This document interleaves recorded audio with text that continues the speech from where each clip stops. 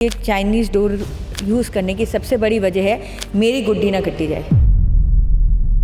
अगर आप two wheeler चला रहे हैं और फ्लाईओवर के ऊपर से जा रहे हैं तो आपकी गर्दन, आपका फेस, आपके हाथ सारे रिस्क पे हैं। सनरूफ से बच्चे बड़े जो सिर बाहर निकाल के चलते हैं वो सबसे डेंजरस चीज़ है। आई थिंक ये नॉन बायोडिग्रेडेबल है। बिल्कुल सही कहा, ये टूटती नहीं है और ये डिग्रेड नहीं होती। हाँ, ये देखिए। तो आपके पास किस तरह के केसेस आते हैं? अभी पिछले हफ्ते ही हमारे पास एक बच्चा आया था 3 साल का जो घर के बाहर खड़ा था और स्कूटर निकला, उसके टायर में डोर फंसी हुई थी, उसके पैर पे कट लगा और कट इतना डीप था कि उसने उसके पैर की खून की नाड़ियाँ, नसें, तने सब काट दिया। इस बात का इल्म हुआ है कि ये तो चारों तरफ एक खतरा है, उड़ता खतरा बोल सकते हैं इसको। इस्तेमाल करते हैं इसका या चाइनीज़ डोर के साथ अपनी पतंगे उड़ाते हैं, उनकी भी ज़िंदगी को खतरा है। कई बार लोग गर्दन एक साइड को कर लेते हैं तो एक तरफ पे कट होता है, तो वहाँ पे आप कोई कपड़ा रख के उसके ऊपर प्रेशर दे के रखें और फिर डॉक्टर के पास। जो हमारी इंडियन ट्रेडिशनल डोर थी जिसके साथ हम पहले बहुत बढ़िया पतंगबाजी करते थे, बचपन में हम ऐसे ही उड़ाते थे, पतंग कट जाती थी कोई बात नहीं, अगली पतंग आ जाती थी, तो अब क्या फ़र्क है? नॉर्मल डोर जो है 20 से 30 बारी अगर आप उसको आप रगड़ेंगे एक दूसरे के साथ तो वो टूट जाएगी। ये प्लास्टिक डोर का ये स्ट्रेंथ इतनी ज़्यादा है कि इसकी एवरेज जो ब्रेकिंग स्ट्रेंथ है वो 19,000 टाइम्स है। 19,000 इन कंपैरिजन टू 30 से 40। प्लास्टिक डोर जो है ये नायलॉन की बनी होती है और इसमें मेटल के फ्रैगमेंट्स रहते हैं जिससे कि अगर ये गीली हो तो इलेक्ट्रिसिटी भी ट्रांसमिट हो जाती है। पंजाब में पतंग का मौसम, आसमान में लहलहाती पतंगे कितना सुकून पहुंचाती हैं, लेकिन यही पतंग जब किसी की जान पर बनाए तो वाकई अफसोस की बात है। और इसकी वजह है डोर, चाइनीज़ डोर, जिसको हम प्लास्टिक डोर भी कहते हैं। देखिए, वैसे तो ये जो डोर है ये बैन है, इसका इस्तेमाल करना गैर कानूनी है, लेकिन हम बाहर गए, सड़क पे देखी और पहली डोर ही हमको ये प्लास्टिक डोर यानी कि चाइनीज़ डोर मिली। तो इतना इस्तेमाल हो रहा है और इसकी वजह है बहुत सारी। तो आज हमारे साथ हैं renowned plastic surgeon doctor Ashish Gupta.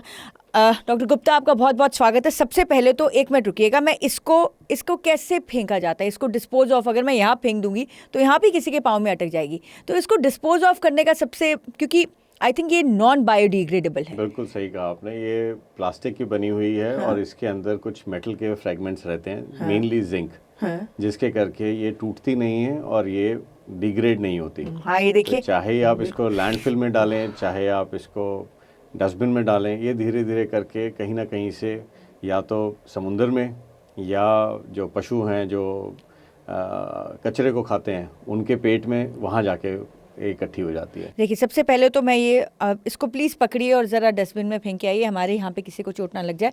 तो चोट की बात करें तो किस तरह के आपके पास पेशेंट्स आते हैं, कितने लोग आते हैं जिनको इस तरह से घायल होते हैं या फिर ज़िंदगी पर भी बनाती है? ये टाइम जनवरी से लेके मार्च तक का ऐसा है जिसके अंदर बहुत पतंगे उड़ाई जाती है, स्पेशली नॉर्थ इंडिया के अंदर। राइट। पंजाब में लोहड़ी का फेस्टिवल, बसंत पंचमी का फेस्टिवल, मकर संक्रांति हो गया, गुजरात साइड में, महाराष्ट्र साइड में उत्तरायण का फेस्टिवल होता है जिसके अंदर पतंगे बहुत उड़ाई जाती हैं। अब इन फेस्टिवल्स के अंदर नॉर्मली तो ये वाली डोर, प्लास्टिक डोर नहीं यूज़ करनी चाहिए, बट कुछ लोगों की पतंगे काफ़ी भारी होती हैं या कुछ लोग वैसे ही अपने शौक़ के लिए इन डोरों को इस्तेमाल करते हैं। अब इस डोर से चोट हर प्रकार की लगती है। आप ये सोचें कि चेहरे पे ज़्यादा लगती है, गर्दन पे ज़्यादा लगती है, हाथ पे ज़्यादा लगती है, पेट पे लगती है, पैरों पे लगती है, ये कहीं भी लग सकती है। अगर आप टू व्हीलर चला रहे हैं और फ्लाईओवर के ऊपर से जा रहे हैं तो आपकी गर्दन, आपका फेस, आपके हाथ सारे रिस्क पे हैं। अगर आप घर के बाहर खड़े हैं और कोई डोर सड़क पे पड़ी है, कोई स्कूटर वाला निकलता है, उसके टायरों के बीच में अगर ये डोर फंस जाती है तो आपके पैर के ऊपर कट लग सकता है। अगर आप छत पे बैठे हैं और आपके पीछे या साइड से कोई पतंग उड़ा रहा है जो इस डोर के साथ उड़ा रहा है और पतंग आपके छत के बहुत करीब से होके जाती है तो आपको वहाँ बैठे बैठे भी चोट लग सकती है। तो आपको हर जगह, हर टाइम आपको ध्यान रखना ज़रूरी है। और सबसे ज़्यादा ज़रूरी है आज की डेट में जो फैशन है कि कार की सनरूफ से बच्चे बड़े जो सिर बाहर निकाल के चलते हैं और फ्लाईओवर्स के ऊपर तो बल्कि बहुत तेज़ी से जाते हैं, वो सबसे डेंजरस चीज़ लगती है। तो डॉक्टर साहब, आपसे बात करके तो मुझे अभी अभी इस बात का इल्म हुआ है कि ये तो चारों तरफ एक खतरा है, उड़ता खतरा बोल सकते हैं इसको। सभी लोग इस खतरे के से आप लेके चलें, सब लोगों को इस चीज़ से खतरा हैरानी है। की बात यह है कि जो चला रहे हैं, जो इसको इस्तेमाल करते हैं इसका, या चाइनीज़ डोर के साथ अपनी पतंगे उड़ाते हैं, उनकी भी ज़िंदगी को खतरा है। बिल्कुल, जो लोग इस डोर का इस्तेमाल करते हैं उन लोगों के हाथ पे पैरों में कट लगते हैं। जो लोग इन पतंगों को लूटते हैं उनको चोटें लगती हैं। जब ये डोर सड़कों के ऊपर पड़ी होती है तब जो लोग ड्राइव करके जा रहे हैं उनको चोट लगती है। जो पंछी हैं अब उनके लिए सबसे बड़ी दिक्कत सबसे बड़ा है, खतरा है क्योंकि जो पहले कॉटन का थ्रेड यूज़ होता था जिसको हम नॉर्मल डोर इस्तेमाल करते थे, वो जल्दी टूट जाती थी, उससे पंछियों को ज़्यादा दिक्कत नहीं होती थी। आप देखें इंडिया में जो रूल्स हैं उसमें prevention of cruelty to animals, उसके तहत इस डोर को बैन किया गया है and this is become a punishable act. देखिए क्या फ़र्क है वो हम अभी इसके बात करते हैं, लेकिन उससे पहले डॉक्टर साहब हम ये जानना चाहेंगे, तो हमें जो लगता है ये चाइनीज़ डोर यूज़ करने की सबसे बड़ी वजह है मेरी गुड्डी ना कटी जाए। बिल्कुल सही।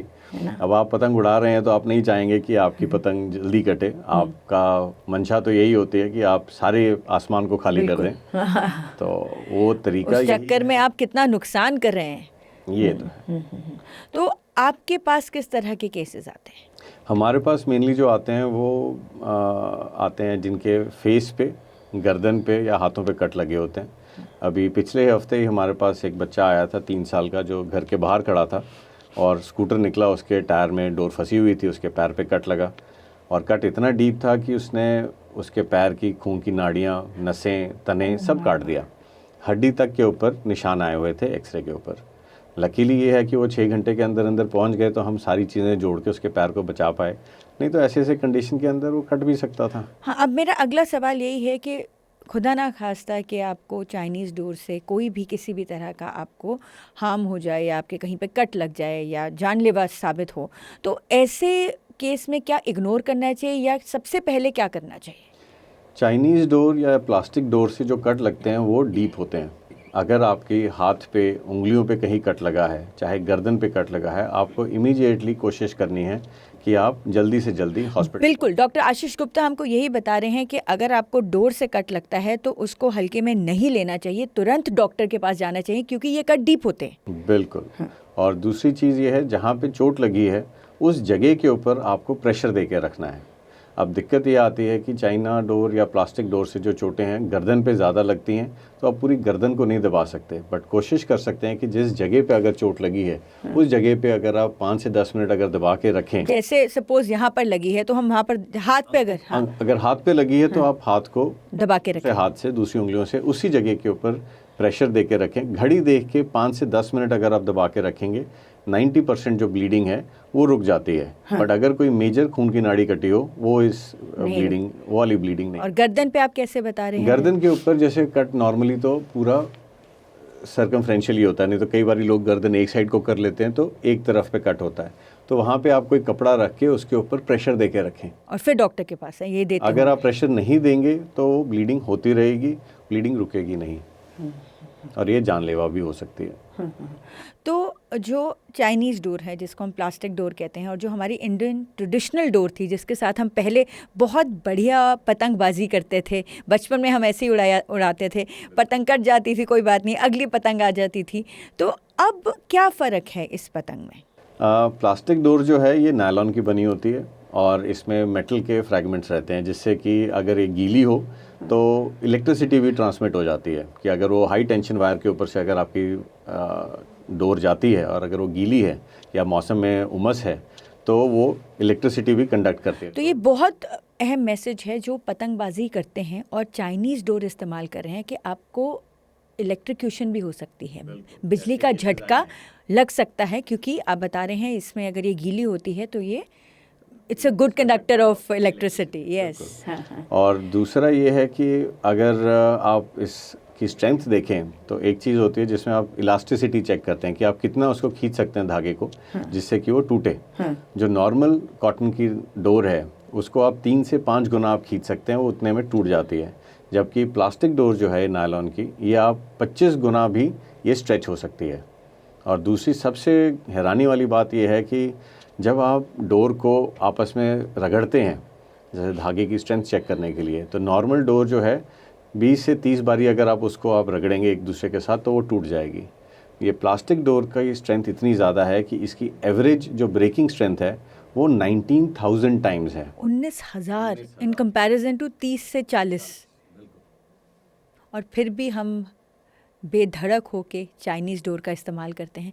तो क्या मैसेज है आपका? पहले 2 मैसेज चाहेंगे हम। डॉक्टर आशीष गुप्ता हमारे साथ हैं, हम दोबारा बता दें हमारे जितने भी लोग व्यूअर्स हमारा ये पॉडकास्ट देख रहे हैं, हमारे साथ हैं doctor Ashish Gupta, renowned plastic surgeon, जिनके पास हर साल बहुत केस आते हैं, स्पेशली जनवरी और फरवरी के महीने में तो हॉस्पिटल्स भरे होते हैं। तो वो बहुत ख़ास मैसेज आपको दे रहे हैं। सबसे पहले आपका क्या मैसेज है जो पतंगबाजी करते हैं प्लास्टिक यानी कि चाइनीज़ डोर के साथ, और दूसरा अगर कैसे बचा जा सकता है?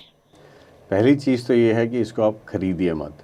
अगर ख़रीदेंगे नहीं, डिमांड नहीं होगी तो कोई बेचेगा नहीं। और दूसरी चीज़ है, ये बनी है हैवी काइट्स के लिए और उन काइट्स के लिए जो काइट फेस्टिवल्स में उड़ाई जाती हैं। जो हम घरों की छत से ऊपर चढ़ के उड़ाते हैं उसके अंदर नहीं इसको इस्तेमाल करना चाहिए।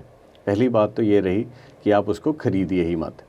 दूसरी चीज़ है कि अगर आपको या आपके किसी जानकार को चोट लगती है, आपके सामने किसी राहगीर को अगर चोट लगती है तो उसको फ़र्स्ट एड ज़रूर दें। उस जख्म के ऊपर प्रेशर दे के रखें और उसको जल्द से जल्द हॉस्पिटल लेके आएँ, क्योंकि ये बहुत फाइन से कट्स होते हैं जिनसे आपको पता नहीं चलता कब कितनी ब्लीडिंग हो गई। और ध्यान रखें, सबसे ज़रूरी है ध्यान रखें।